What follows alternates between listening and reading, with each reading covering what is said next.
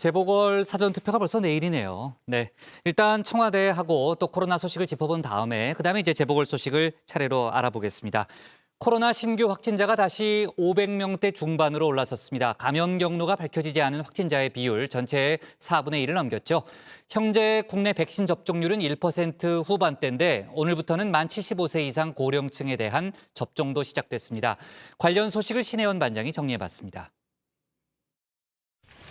너 만나고부터 제대로 된 일이 하나도 없어!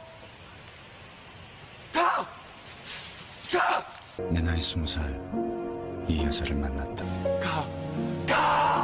가라 말이야! 날 채워줘. 사랑은 언제나 목마르다. 아니요, 목마르지 않습니다. 이젠 제발 좀 갔으면 좋으련만 즐기기가 이를 데 없습니다. 코로나 바이러스 이야기입니다. 지난해 이런 연구 결과가 나왔었죠. 아마 기사 제목을 다는 분도 화가 많이 났던 모양입니다. 연구 결과에서 코로나 바이러스는 극도로 튼튼한 모습을 보였다. 휴대전화 스크린이나 플라스틱, 종이 지폐 등의 표면에서 바이러스가 28일 동안 생존해 있었다라는 소식을 전했습니다. 20도씨의 상온, 또 어두운 환경에서 최장 28일간 생존한다는 연구 결과를 얻었습니다. 다만 40도씨에서는 하루 미만 생존하는 것으로 나타났는데요. 이것은 코로나19 바이러스가 낮은 온도 그리고 매끄러운 표면에서 생존력이 더 강한 것으로 연구 결과는 나오고 있습니다. 그러니까 코로나 바이러스는 추울 때 더 기승을 부린다는 설명입니다. 오늘의 서울 기온 한낮에 26도까지 올랐습니다. 거리 곳곳에는 벚꽃의 목련에 꽃잎이 흐드러지는 완연한 봄 날씨입니다. 그렇다면 확진자 수도 좀 줄고 하는 게 맞을 것 같은데 현실은 달랐죠. 오늘 코로나 신규 확진자 수는 551명, 다시 500명대 중반으로 올랐습니다. 41일 만에 최다 기록입니다. 최근의 국내외 코로나 발생 양상을 보면 상당히 어두운 상황입니다. 말씀드리기조차 송구할 정도로 상황이 좋지 않습니다. 전국적으로 유행을 특별히 주도하는 집단이나 시설이 특정화되지 않습니다. 더구나 변이 발생과 확산도 문제입니다. 지역별로 보면 먼저 수도권이 63.7%를 차지하고 있습니다. 서울에서만 중대본 기준 197명, 서울시 기준 199명의 신규 확진자가 나왔습니다. 수도권 밖은 안전하냐? 그것도 아닙니다. 17개 시도에서 모두 확진자가 나왔고요. 53명이 쏟아진 부산은 당장 내일부터 거리 두기를 2단계로 전격 격상했습니다. 전방위적인 감염 확산세를 고려할 때 부득이하게 단계를 격상하여 확산세를 진정시킬 수밖에 없는 상황입니다. 다음 주에는 부산광역시장 보궐선거가 있습니다. 내일부터 이틀간은 사전투표가 실시됩니다. 방역수칙을 철저히 지키시면서 소중한 한 표를 행사해 주시기 바랍니다. 네, 부산은 당장 내일 정오부터 2단계에 돌입합니다. 유흥주점, 단란주점 등 유흥시설 5종과 홀덤펍, 식당, 카페, 노래방, 헬스장 등 다중이용시설은 오후 10시 이후 영업이 제한됩니다. 종교시설도 좌석수의 20% 이내에서만 예배가 가능하고요. 학생들의 등교 수업은 밀집도 3분의 1을 원칙으로 5인 이상 사적 모임 금지, 100인 이상 행사 원천 금지입니다. 또 병상 부족에 대비해서 내일 206개 규모의 생활치료센터를 추가로 개소할 예정입니다. 한편 코로나19 백신 1차 접종자는 오늘 0시를 기준으로 87만 6,573명 기록했습니다. 전 국민 중에 1.69%가 1차 접종을 마친 상황이고요. 2차 접종까지 마쳐야만 효과가 있습니다. 오늘부터는 만 75세 이상 고령층 일반인을 대상으로 한 백신 접종이 시작됐는데요. 정확하게 말하면 1946년 12월 31일 이전 출생자가 대상입니다. 또 동네 보건소가 아니라 전국 49개의 예방접종센터에서 접종을 하셔야 하고요.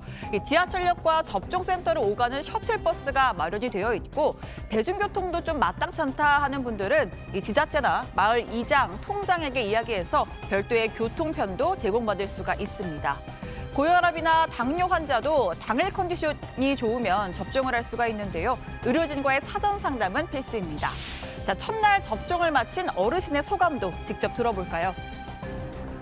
할머니 오늘 백신 접종 받으러 혼자 오셨어요? 혼자 어디 장병들은 뭐 데리고 다니고. 동사무소에서 동사무소. 차량 지원해줬어요? 아니 쓴 게 아니라 오라가서 갔더니 트럭 나 그런 건또 처음 타봐. 트럭에다 3명 싣고 오대. 할머니 올해 연세가 어떻게 되세요? 내 나이 진짜 나이는 88이야. 88. 맞을 때 어떠셨어요? 아이고 그거 안 갔다 아니야. 가시 찔른 것만 보게. 좀 아프고 조금 아파. 이거 눈곱 많지. 눈꽃만큼. 지금은 어떠세요? 아이 멀쩡해. 네, 주사 그까이 거 뭐 있냐. 88살 서할머니의 접종 플렉스를 보셨는데요. 사실 서할머니는 고혈압이라는 기저질환도 있고 원체 겁도 많아서 접종을 고민하셨다고 합니다. 자, 그런데도 백신을 맞은 건 바로 이 이유 때문입니다. 만약에 내가 아파서 애들 전염될 거 아니야. 아, 자녀분들이나 손자, 손녀? 그렇지. 엄청 많이 내가. 나 하나 잘못됐다면 큰일 나. 고혈압은 약 약 먹고 축전이 먹었어. 다른 어르신들 중에서 접종 뭐 안 맞게 하시는 분들 없어요? 엄청 많았어. 새마을도 경로당 가고 놀이터가 있거든. 거기 갔더니 맨날 주거지 찾으면서도 보통 80년 뭐 90년인데 이거 위험하다니까 하나도 안 맞는데야. 한 1,000원밖에 안 돼. 그러더니 이게 좋다고 하니까 이제 또 맞는다고 수석거려. 네, 고령의 어르신들이나 이 기저질환이 있는 경우에는 코로나에 걸리면 치명률이 훨씬 더 높아집니다. 그래서 이 백신 맞는 게 낫습니다. 접종이 치매를 유발한다는 소문도 돌았는데 이 백신은 신경세포나 뇌에 영향을 주지 않기 때문에 전혀 사실이 아니라는 것 확인하시고요.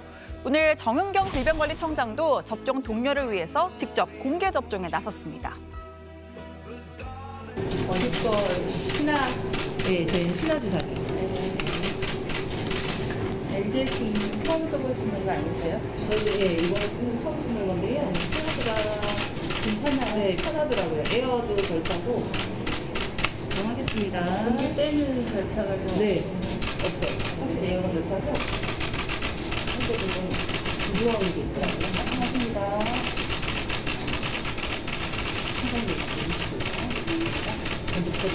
하나도 안 아픈데요? 네, 정 총장의 의사 출신이죠. 질문에도 전문가 포스가 뿜뿜입니다.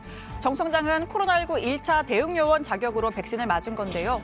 제가 먼저 맞아서 송구하다. 저를 통해서 국민들께서 안심할 수 있으면 하고 또 순서가 되면 백신을 꼭 맞으시길 바란다라고 당부했습니다. 다만 백신 수급이 좀 문제입니다. 세계 코로나19 백신 물량의 60%를 생산하는 백신 공장 인도가 최근 국내 수요가 우선이라며 자국에서 생산되는 아스트라제네카 백신 수출을 멈추겠다고 선언했습니다. 인도에선 하루 5만 명이 넘는 확진자가 속출하고 있는데요. 결국 아스트라제네카 국내 공급 일정이 조금 늦춰졌습니다. 2분기에 도입 예정이었던 모더나 또 얀센 등의 백신의 구체적인 공급 일정은 아직 확정되지 않았습니다. 3차 유행을 겪고 있는 EU, 유럽연합도 백신 수출 제한 확대 움직임을 보이고 있죠. 통계 사이트 아워월드인 데이터에 따르면 우리나라의 인구 100명당 백신 접종률은 세계 평균에 크게 미치지 못하는 1.62명, 세계 111위에 해당한다고 합니다. 자, 오늘 청와대 발제 이렇게 정리하겠습니다. 다시 500명 넘긴 확진자, 안심하고 백신 접종해달라.